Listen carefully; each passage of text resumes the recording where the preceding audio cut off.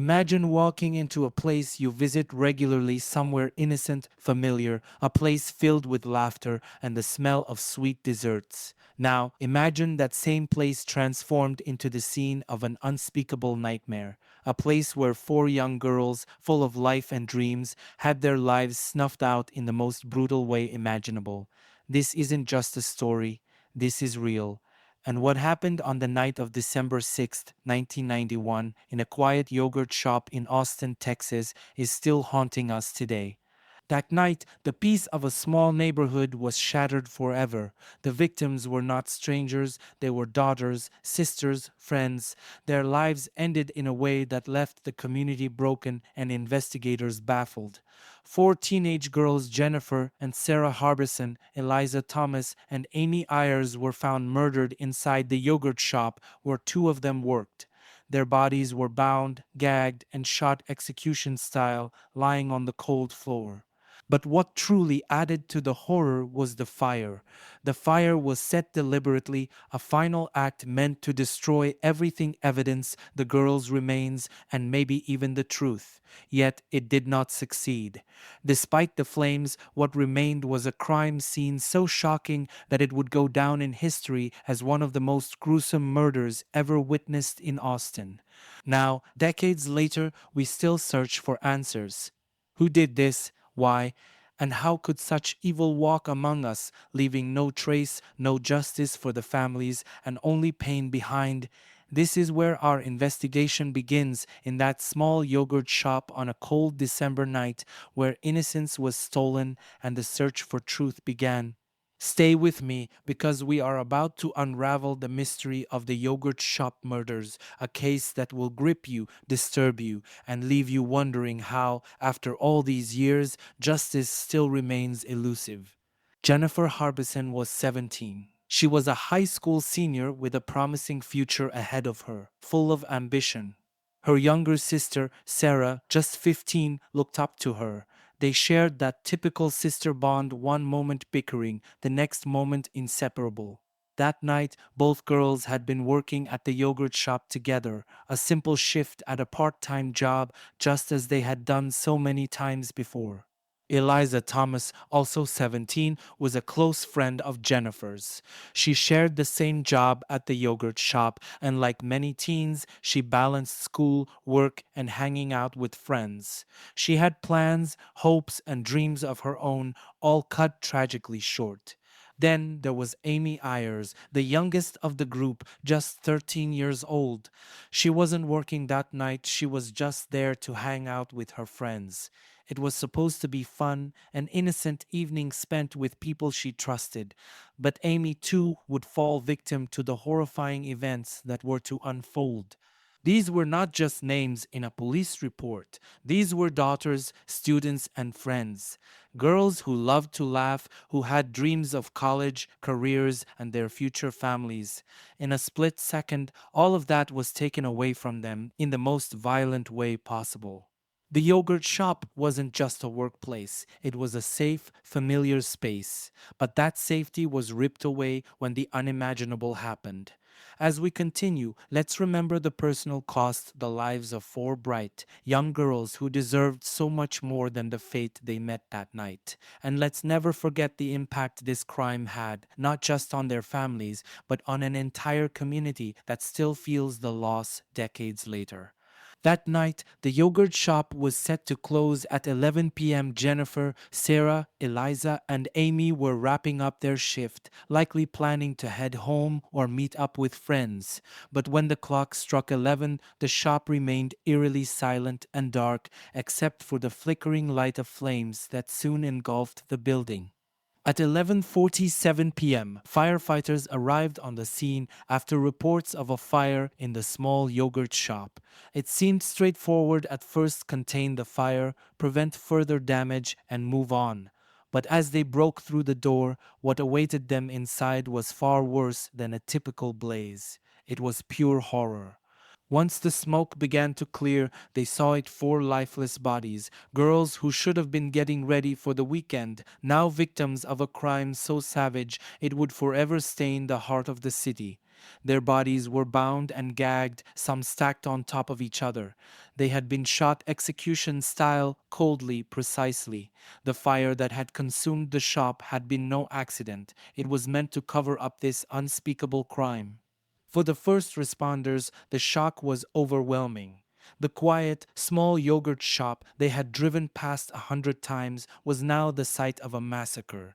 The air was thick with the stench of smoke and death, and there was no question. Something far more sinister had taken place here.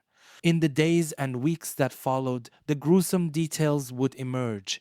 But in that first moment, as firefighters stood there in disbelief, the reality of what had happened began to settle in. This wasn't just a tragic accident, it was murder. And it was only the beginning of a mystery that would haunt Austin for decades to come. That night, the fire destroyed more than just a building.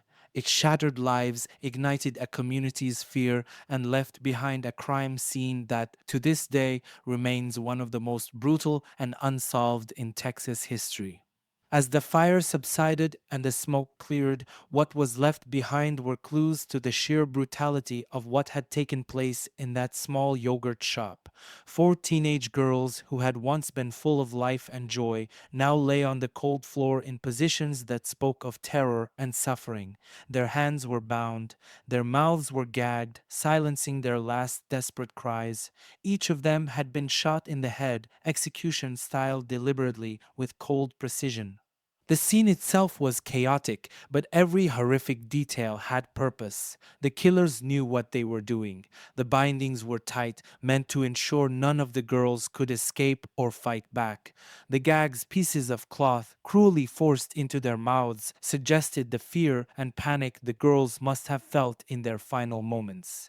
Then came the gunshots. Investigators would later find that each girl was shot in the back of the head, a method used in professional killings often referred to as execution style. The precision of it all was chilling. This was no crime of passion or sudden violence. It was calculated, methodical, and left no room for mercy. The fire, however, was just as deliberate. Set after the murders, it was clearly intended to erase all traces of evidence. The flames consumed much of the shop, reducing tables, chairs, and even parts of the victims' clothing to ash. But despite the destructive force, investigators were able to recover crucial evidence, the bodies themselves and fragments of the bindings, bullets, and ropes. But the fire also posed a terrible question. Why go to such lengths to cover up the crime? Was it because the killers had left something behind, DNA, fingerprints, or some clue to their identity? Or was it simply another layer of cruelty, a final act meant to destroy any hope of justice? This was a crime scene unlike any other. The combination of precision and savagery was deeply unsettling to everyone who saw it. What kind of person or people could carry out something so meticulously violent and then have the presence of mind to attempt to erase it all with fire? The girls, bound and gagged, had been denied a voice in their final moments, but the crime scene itself spoke volumes. It whispered of fear, control, and a darkness that few could comprehend, and for the investigators tasked with piecing together the shattered remains of that night, the horror was just beginning. The scene was chaotic, almost incomprehensible. Investigators knew they had to act quickly before the already damaged evidence was further compromised. The fire, deliberately set to destroy any trace of the killers, had made their work infinitely harder. But amidst the ashes, there were clues. First, the bullets. Ballistic analysis would later show that two different guns had been used, a .22 caliber and a .380 caliber. This crucial detail led investigators to their first major theory. There were likely two killers. The presence of two different types of bullets hinted at more than one weapon being involved, and thus more than one perpetrator. Then there were the ropes used to bind the girls. Even though much of the material had been damaged by the fire, investigators were able to recover fragments. The bindings suggested that the killers had planned ahead. They came prepared, knowing they would need to restrain the victims. This wasn't spontaneous, it was premeditated. But the fire had done its job. The heat had destroyed much of the physical evidence that could have offered more clarity. The cash register had been emptied, suggesting that robbery might have been a motive. However, the level of brutality far exceeded what you'd expect from a simple robbery gone wrong. Investigators couldn't help but wonder, was the robbery just a cover, something to mislead, or was it the reason for the murders in the first place? One theory emerged early on that the killers had targeted the yogurt shop specifically, perhaps knowing the victims or the layout. But as the investigation unfolded, this theory would shift. There was also speculation that the fire could have been set out of panic, a way for the perpetrators to conceal evidence they might have unintentionally left behind in the heat of the moment. As investigators combed through the remains of the crime scene, they began interviewing potential witnesses. Customers from that night, passers-by who had noticed suspicious individuals, and anyone who had been in the area. They learned that two men had been seen lingering in the yogurt shop before closing. These two figures became the first major suspects in the case, but as quickly as the leads appeared, they faded. Nothing definitive tied anyone to the scene. The challenge investigators faced was enormous. Not only were they working against the destruction caused by the fire, but the randomness of the crime also threw the case into disarray. Was it a robbery or was there something more? And how could they find answers when the very evidence they needed had been reduced to ash? Despite the obstacles, investigators pressed on. Every detail, no matter how small, was scrutinized. The bullets, the ropes, the fire, they all formed pieces of a puzzle that no one could quite put together. The complexity of the crime was dawning on them. This wouldn't be an open and shut case, and though clues were emerging, the truth remained elusive, just out of reach. From the moment investigators stepped into the yogurt shop, there was a growing sense of unease that this case would be anything but straightforward. In the initial hours and days following the murders, the police began to chase down every possible lead, focusing on those who had been seen near the shop that night. Two men, in particular, had caught the attention of witnesses. They had been seen inside the yogurt shop shortly before closing, behaving in a way that raised suspicion. Their presence felt out of place, lingering after most customers had left, seemingly watching the young girls who worked behind the counter. These men quickly became the first targets of the investigation. Sketches were drawn from witness descriptions, and the public was asked to keep an eye out. Investigators hoped that someone would recognize these men, that perhaps they had been regulars in the area or had interacted with the victims before. But despite the initial surge of interest, this lead would soon stall. No solid connection to the crime was established. The sketches led to dead ends, and the two men in question seemingly vanished into thin air.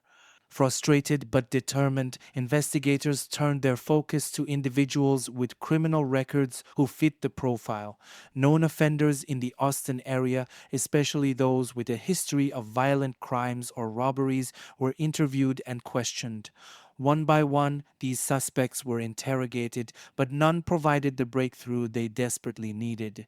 One man stood out early on, a known felon with a history of violence. His name surfaced in connection with another case, and investigators thought they might be onto something.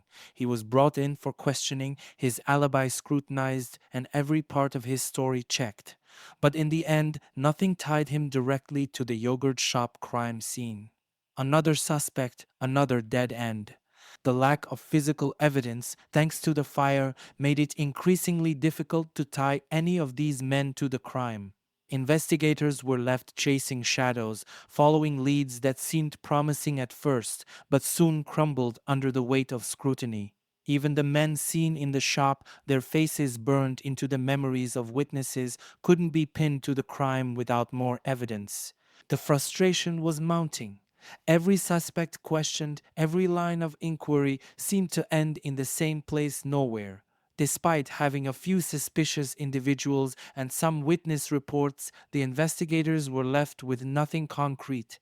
The city of Austin was growing restless. The families of the victims were desperate for answers, but the truth, it seemed, remained as elusive as ever. With each suspect ruled out, the chilling reality became clearer. The killers were still out there, walking free, hidden by the smoke and ash of that fateful night.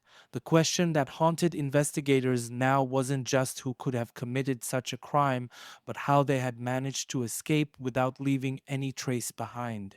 The pain felt by the victims' families was unimaginable. Jennifer and Sarah Harbison, Eliza Thomas, and Amy Ayers were beloved daughters, sisters, and friends. Their families' worlds were shattered overnight, and the public could only stand by, heartbroken and helpless.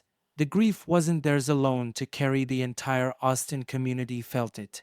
Schools held memorials, friends left flowers at makeshift shrines, and candlelight vigils were organized.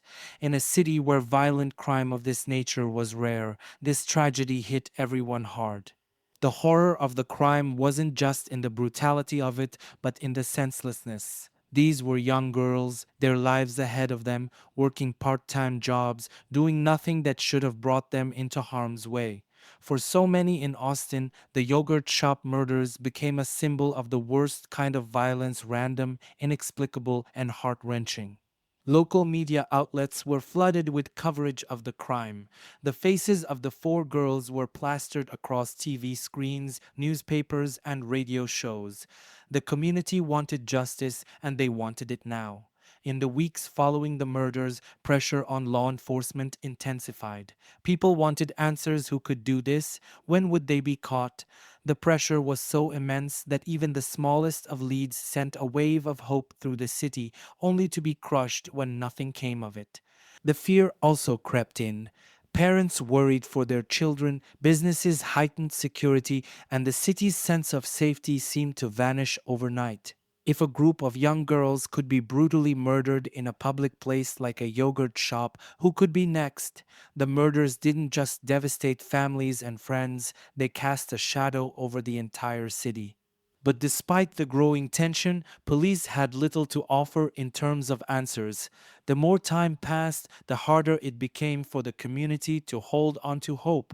The grief remained, the anger simmered, but the trail of the killers had already begun to grow cold. In the immediate aftermath, Austin had been a city on edge. Investigators were under tremendous pressure to solve the case quickly, but the complexity of the crime scene, the lack of surviving physical evidence, and the deliberate destruction caused by the fire made progress nearly impossible.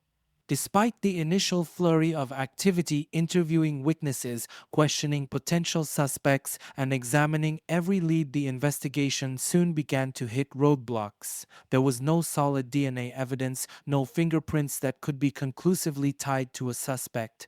The few leads that had initially seemed promising, like the two men seen lingering in the shop, went nowhere. Witness memories grew fuzzy, and with the media spotlight moving on to other stories, the case began to slip into the background. For the families of the victims, this was the hardest part. After the initial shock and grief, they had held onto the hope that justice would come swiftly. But with each passing day, their hopes began to dim. Public pressure, which had once been so strong, started to fade, and the case, once the focus of every conversation in Austin, began to grow cold. Investigators were left with nothing but frustration. They revisited the crime scene evidence over and over, combing through the charred remains of the yogurt shop, hoping that something had been missed. They re-interviewed witnesses, hoping someone would remember a small but crucial detail. But nothing seemed to break the case open. The physical evidence had been so thoroughly destroyed by the fire that it felt like the killers had vanished without a trace. Media attention, which had once kept the spotlight on the case, slowly faded. News cycles moved on, and while the murders would never be forgotten, they were no longer front-page news. Without fresh information to report, the public's interest in the case waned, and with it, the pressure on law enforcement to find answers. As weeks turned into months and then into years, the yogurt shop murders joined the list of cold cases crimes that remained unsolved despite the best efforts of investigators. It seemed as though the killers had succeeded not only in taking four innocent lives, but in escaping justice as well. The city of Austin, once gripped by the fear of the unknown killers, slowly returned to a fragile normalcy. But for those who knew and loved Jennifer, Sarah, Eliza, and Amy, the pain of not knowing who had taken their daughters and why was a wound that would never heal. And as the case grew colder, the possibility of ever finding the truth felt further and further away. The arrests of Morris Pierce, Michael Scott, Robert Springsteen, and Forrest Wellborn marked a turning point in the investigation. Morris Pierce had been on the police's radar since shortly after the murders. In fact, he had been questioned in 1991 when he was caught carrying a .22 caliber handgun in a shopping mall. At the time, it wasn't enough to tie him to the murders, but years later, with no other strong leads, investigators circled back to Pierce and his group of friends. The connection was thin, but they were desperate for answers. What followed were intense interrogations. Michael Scott and Robert Springsteen, in particular, found themselves at the center of it all. Under hours of questioning, both men eventually confessed to their involvement in the murders. Scott claimed that he had been the one to bind the girls, while Springsteen admitted to shooting one of the victims.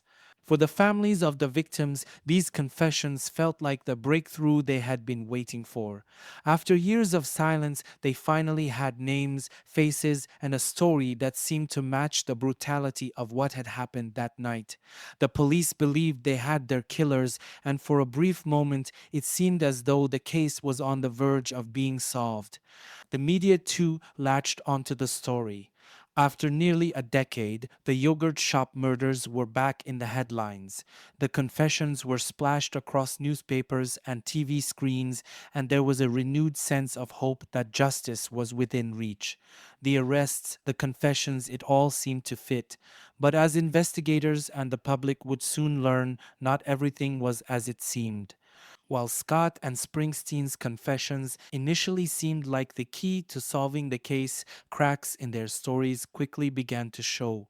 Both men had been subjected to grueling, prolonged interrogations, and as details of those sessions emerged, it became clear that something wasn't right. Michael Scott, in particular, had confessed under intense pressure. Video footage later revealed that during his interrogation, a detective had pointed a gun at Scott's head, demanding answers. Springsteen, too, had been questioned for hours without legal counsel present, subjected to what some described as leading and coercive techniques. Both men later recanted their confessions, claiming they had been coerced into admitting to crimes they didn't commit. Without physical evidence tying them to the crime scene, no DNA, no fingerprints, and no definitive links, the case against them began to crumble. The fire that had destroyed much of the crime scene had always been a major obstacle, but now, with the confessions in doubt, it became even harder to prove that these men were the killers. The community was once again left in limbo. After the initial elation of the confessions, hope began to waver. Could the police have forced innocent men to confess? Had the real killers been overlooked in the rush to solve the case? And if Scott and Springsteen didn't commit the murders, then who did? These questions haunted the families, the investigators, and the public. As the legal proceedings moved forward, the confessions would become the focal point of the defense, challenging the integrity of the investigation and casting doubt on the very foundation of the case. Despite the controversy surrounding the confessions, prosecutors pressed forward. Robert Springsteen was the first to stand trial. The prosecution built its case around his confession, arguing that even if the methods used to obtain it were questionable, the details he provided matched the crime. Springsteen admitted to shooting Amy Ayers, the youngest of the victims, and the jury believed it was enough. In the end, he was convicted and sentenced to death. Michael Scott's trial followed a similar path. The prosecution leaned heavily on his confession, which placed him at the scene, helping to tie up the victims. Despite his claims that the confession had been coerced, Scott was found guilty and sentenced to life in prison. For the families of the victims, the convictions brought a moment of closure. But even then, there was a lingering sense that something wasn't right. The lack of concrete evidence and the doubts surrounding the confessions made it hard to fully believe that the killers had been caught. The trials were over, but the questions persisted. Springsteen and Scott were now behind bars, convicted of the brutal murders that had shocked Austin nearly a decade earlier. But as the legal battles continued, it became clear that the story was far from over. In the years to come, new developments would once again shake the foundations of the case, and the quest for justice would take yet another unexpected turn. The Texas Court of Criminal Appeals ruled that both men's rights had been violated during their trials. The core of the issue, the confessions, the very confessions that had led to their convictions, were found to be improperly admitted into evidence. Without these confessions, the state's case against Springsteen and Scott unraveled.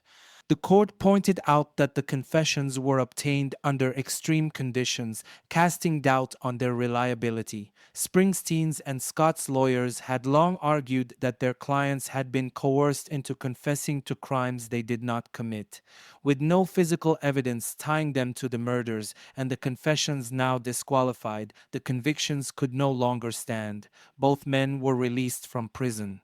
For the families of Jennifer, Sarah, Eliza, and Amy, this was devastating. They had spent years believing that the killers were behind bars, only to be told that the truth remained elusive. The city of Austin, which had already endured the horror of the murders and the frustration of the initial cold case, was once again left with more questions than answers. The overturning of these convictions also meant that the case once thought to be closed was now wide open again. For investigators, this was a blow to the work they had done. Years of effort, countless hours spent piecing together evidence, and the emotional toll of seeing the suspects convicted all came crashing down with a single court ruling. Once again, the yogurt shop murders were a cold case, unsolved and shrouded in mystery. With Springsteen and Scott now free, the spotlight shifted back to the question that had haunted the city for years. If not them, then who? Who had committed these brutal murders, and how had they managed to escape justice for so long? The answers remained as elusive as ever, but a new development in the case offered a glimmer of hope, a new path forged by the advances in forensic science. After the convictions of Springsteen and Scott were overturned, the focus of the investigation shifted to something more tangible: DNA evidence. Advances in forensic technology meant that investigators could now test materials that, back in the early 90s, had been impossible to analyze with precision. A re-examination of the crime scene evidence, despite the damage caused by the fire, revealed a crucial discovery: an unknown male's DNA was found on one of the victims. This finding sent shockwaves through the investigation. The DNA didn't match any of the four men originally arrested, nor did it match anyone in the existing criminal databases at the time. It was a new, unidentified genetic profile belonging to someone who had not previously been considered. The discovery of this unknown male DNA opened up a new line of inquiry. Could this be the real killer? Was this the breakthrough that had been missed all those years ago? Investigators began to theorize that the DNA might belong to a previously unknown accomplice, or perhaps even the sole perpetrator. It was clear now that the focus needed to shift away from Springsteen and Scott and onto finding out who this DNA belonged to. But as promising as the DNA discovery was, it also brought a new set of challenges. The unknown male's identity remained a mystery, and without a match in the system, investigators were once again left waiting. They had the DNA, but no name to go with it. The case had, once again, reached a frustrating standstill, this time with an entirely new set of questions. Who was this unknown male? How had his DNA been found on one of the victims? Was he the true killer, or was there another explanation for his presence at the crime scene? And perhaps most troubling, how had he managed to evade detection for so long? The DNA evidence offered hope, but it also deepened the mystery. After nearly 2 decades, the yogurt shop murders remained unsolved, and though science had given investigators a new path to follow, the destination remained unclear. The search for answers continued, and the unknown male's DNA became the focal point of a case that had haunted Austin for so long. Would this be the key to finally unlocking the truth, or would the yogurt shop murders remain a puzzle with one crucial piece forever missing? One of the earliest theories, and perhaps the most obvious, was that the murders were the result of a robbery gone horribly wrong. The cash register had been emptied, and in the early days of the investigation, it seemed logical to assume that the crime had started as a simple robbery. But as investigators dug deeper, they began to question this theory. Why would a robbery lead to such a level of violence? The sheer brutality of the murders, 4 young girls bound, gagged, and executed, seemed far too extreme for a crime motivated by money. This wasn't just about stealing a few dollars, it felt personal, deliberate. Another theory that gained traction early on was that the killers might have been known to the victims. Perhaps someone with a grudge, a stalker, or even a jealous acquaintance had targeted the girls. After all, the victims were young, vulnerable, and familiar with the yogurt shop. The idea that the killers could have been people they knew, people they trusted, sent shivers through the community. But despite extensive questioning of people within the girls' social circles, no evidence emerged to support this theory. Then there was the media's sensational theory, a satanic ritual or thrill kill. In the early 90s, there was a wave of fear surrounding supposed satanic cults, fueled by the media and public paranoia. The shocking nature of the murders, coupled with a deliberate fire, led some to speculate that the killings were part of a ritual or a sadistic thrill kill. However, as investigators probed deeper, this theory too began to fall apart. There was no evidence of any ritualistic symbols or behaviors at the crime scene, and the narrative seemed more like a product of societal fears rather than an actual lead. One final theory revolves around the idea of strangers, unknown individuals who had no connection to the victims but simply saw an opportunity. The 2 men who had been seen lingering in the yogurt shop before closing fit this profile, but they were never conclusively linked to the crime. Could the yogurt shop murders have been the result of random violence by people passing through town with no connection to Austin or the victims? Each theory has its merits, but also its flaws. The robbery theory doesn't explain the excessive violence. The possibility that the killers were known to the girls never yielded any strong evidence. The satanic ritual theory was more media speculation than anything grounded in fact, and the idea of random strangers committing such a calculated crime is difficult to fathom. Decades later, the question still haunts the case: who did it? The lack of closure in a case like this leaves deep scars. For the families of Jennifer, Sarah, Eliza, and Amy, the unanswered questions are unbearable. Who took their daughters' lives? Why did this happen? How could justice remain so elusive after all these years? These families have endured decades of grief, compounded by the agony of never knowing who was responsible. They've watched as suspects were arrested, confessions were made, and convictions were overturned, only to be left with more confusion than clarity. Each legal twist in the case, each development that promised resolution, has ended in bitter disappointment. For the investigators, too, the yogurt shop murders are a constant source of frustration. Many of the original detectives who worked the case have since retired, but for them, the memories remain fresh. The investigation consumed years of their lives, and despite their best efforts, the truth continues to evade them. The fire that destroyed so much of the physical evidence, the confessions that later crumbled under scrutiny, and the mysterious DNA of an unknown male, each piece of the puzzle seems just out of reach. The passage of time hasn't made things easier. Witnesses' memories have faded, potential evidence has been lost or degraded, and the killers, whoever they are, have had 3 decades to live free without accountability. For the public, the case has taken on a mythic quality. It's no longer just a crime, it's a symbol of injustice, of unanswered questions, and of a legal system that, despite its best efforts, failed to deliver justice for 4 young girls. The emotional toll of unresolved cases like this is immense. It leaves a void that nothing can fill, a sense that the world is not as just or as predictable as we'd like to believe. For the families, the investigators, and the community, the yogurt shop murders remain an open wound, one that time has not healed. And until the killers are found, the hope for closure remains just out of reach, lingering in the shadows of a cold, dark night in December 1991. One of the earliest and most critical roadblocks was the fire.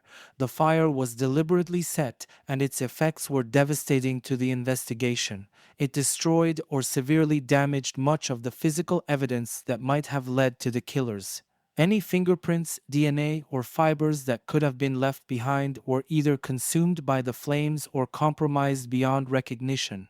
Investigators found themselves in a desperate race against time, trying to salvage whatever remained before it was too late. But the damage had already been done. The fire didn't just erase evidence, it erased opportunities for a straightforward resolution. Then came the reliance on the confessions. Years after the crime, the arrest of Morris Pierce, Michael Scott, Robert Springsteen, and Forrest Wellborn seemed like a breakthrough.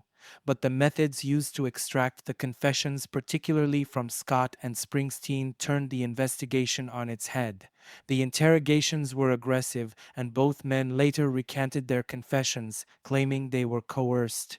This misstep wasted years of investigation, time that could have been spent pursuing more viable leads. Once the confessions were ruled inadmissible, the case was effectively back at square one with no new direction. Adding to these challenges was the inability to identify the unknown DNA found at the crime scene. This DNA didn't match any of the 4 men who had been arrested, nor did it match anyone in the existing criminal databases. It was a clue, but a frustratingly elusive one. With no match, investigators were left with a tantalizing piece of evidence, but no name to attach it to. The advances in forensic science provided hope, but without someone to connect the DNA to, it was another dead end. The investigation was further hindered by missteps in handling potential suspects and witnesses early on. Some witnesses who saw suspicious individuals at the yogurt shop weren't questioned thoroughly, while other leads were abandoned too quickly. Over time, memories faded and critical opportunities to follow up on those early observations were lost. The initial theories that the crime was a robbery gone wrong, or that it was linked to a personal vendetta, led investigators down paths that didn't pay off, further delaying progress. Ultimately, the combination of a compromised crime scene, reliance on flawed confessions, and the inability to link the DNA to a suspect left the investigation fragmented. These roadblocks weren't just setbacks, they may have been the very factors that allowed the killers to escape justice for so long, and they are the reasons why, decades later, the question of why wasn't it solved continues to haunt this case. One of the most chilling possibilities is that the yogurt shop murders were the work of a serial offender. In the years surrounding the murders, several serial criminals operated in Texas, some of whom targeted women or committed similar acts of violence. Investigators looked into known offenders in the area, hoping to connect one of them to the yogurt shop murders. However, none of the suspects were definitively linked to the crime. The possibility remains, though, that the killers may have struck before or after this case, but managed to evade detection. Another potential lead involved individuals with a history of violent crime who had been in the Austin area at the time. One such person was Kenneth McDuff, a notorious serial killer known for targeting young women. McDuff's reign of terror in Texas was widely known, and investigators briefly considered him as a suspect. However, McDuff's crimes followed a different pattern, and despite some similarities, there was no solid evidence connecting him to the yogurt shop. There was also speculation that the crime could have been committed by transient criminals, people passing through Austin who had no direct connection to the girls or the yogurt shop. This theory gained traction because of the randomness of the crime. The killers could have been drifters or opportunists, individuals who were in the wrong place at the wrong time and acted on impulse. If this were the case, it would explain the lack of personal motive and the extreme violence of the crime. However, this theory is hard to prove without concrete evidence or witness accounts tying specific individuals to the scene. Over the years, other suspects surfaced but were quickly dismissed for lack of evidence. Some were people known to law enforcement for unrelated crimes, others were individuals with weak alibis who had been seen near the yogurt shop on the night of the murders. Each time a new suspect came to light, there was a brief moment of hope that the case might finally be solved. But none of these leads ever provided the breakthrough needed to close the case. The fact that so many potential suspects have surfaced and yet none have been conclusively tied to the crime speaks to the complexity and elusiveness of this case. With every new theory, there's a possibility that the real killers were overlooked or dismissed. And even now, as investigators continue to search for answers, the question of who else could it be lingers in the background, tantalizingly out of reach, but never fully resolved. In the early days after the murders, the media played a crucial role in keeping the case in the public eye. News reports were filled with details about the crime, the victims, and the search for suspects. The media's coverage kept the pressure on law enforcement to find the killers, and in a case as horrifying as this, that pressure was immense. With the entire city of Austin watching and soon the entire country, the demand for answers weighed heavily on the shoulders of the investigators. However, the media's influence wasn't always positive. Sensational headlines dominated the news cycle, sometimes distorting the facts or fueling wild speculation. Theories about satanic rituals or thrill kills were picked up by local stations, leading to unnecessary fear and paranoia. This didn't just affect the public, it affected the investigation itself. With every new headline, law enforcement felt the weight of the media's scrutiny, often leading to hasty decisions and a rush to solve the case quickly. The arrests of Morris Pierce, Michael Scott, Robert Springsteen, and Forrest Wellborn were celebrated by the media as the long-awaited breakthrough. The confessions were front-page news, and the public, fueled by the media's narrative, believed that justice had been served. But as we now know, the rush to judgment came at a cost. The media's pressure contributed to a sense of urgency that led to the reliance on flawed confessions, complicating the case further. As time went on, the media attention began to fade. New crimes, new stories took over the headlines, and the yogurt shop murders slowly drifted into the background. But the damage had already been done. The sensational coverage had shaped public perception, making it harder for the truth to emerge clearly. While the media's involvement kept the case alive in the early days, it also created an environment where the need for answers overshadowed the pursuit of justice. The pressure it placed on investigators to arrest, convict, and provide closure was immense, and in many ways it hurt the very case it sought to highlight. The families of the four victims have spent more than 30 years living with the weight of their loss. For them, the pain is constant, a shadow that looms over every moment of their lives. They've watched as suspects were arrested, trials were held, convictions were overturned, and new evidence surfaced. But one thing has remained the same: no one has been definitively held accountable for the murder of their daughters. For these families, the worst part isn't just the loss of their loved ones, but the lack of closure. They've lived through the roller coaster of emotions that comes with every new development in the case.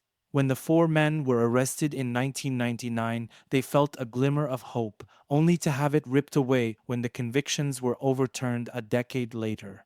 Each new piece of evidence, like the discovery of the unknown DNA, brings a surge of optimism, but with no one to match it to, the hope fades again. Over the years, the families have become advocates for their daughters, speaking out, attending hearings, and pleading with the public and law enforcement not to forget.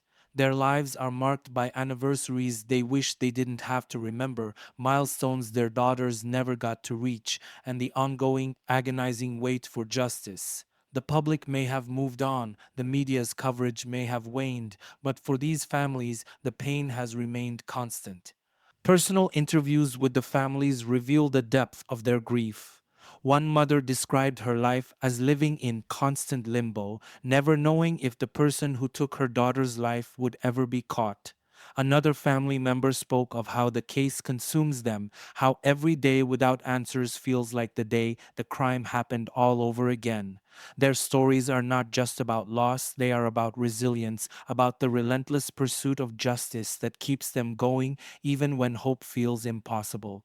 The emotional toll this case has taken on the families cannot be overstated. They are haunted by the absence of closure, by the knowledge that the person or people responsible for the murders still walk free. For them, the yogurt shop murders are not just an unsolved case, they are an open wound that will never heal until justice is finally served. As we reflect on everything we've covered, the brutal crime itself, the missteps in the investigation, the flawed confessions, and the unknown DNA, it's clear that this case remains as complex and haunting as ever. The murder of Jennifer, Sarah, Eliza, and Amy was a crime that shocked the city of Austin and continues to resonate all these years later. But despite the best efforts of law enforcement, despite the advances in forensic science, the case remains unsolved. The question now is, will it ever be solved? Will new evidence come to light, or will someone finally come forward with the truth? These are the questions that haunt not only the families of the victims, but everyone who has followed this case from the beginning. We are left with a mystery that seems as though it should have been solved long ago, but which still remains shrouded in uncertainty. In closing, we must remember that justice is not just about catching the killers, it's about bringing peace to the families, about holding those responsible accountable, and about making sure that cases like this one are never forgotten. The yogurt shop murders deserve closure. The victims, their families, and the community deserve answers. And as we look to the future, we can only hope that one day new evidence or a long hidden confession will finally bring the truth to light. Until that day, we must continue to ask questions, continue to seek answers, and continue to fight for justice for Jennifer, Sarah, Eliza, and Amy. The story isn't over, and we owe it to the victims to never stop searching for the truth.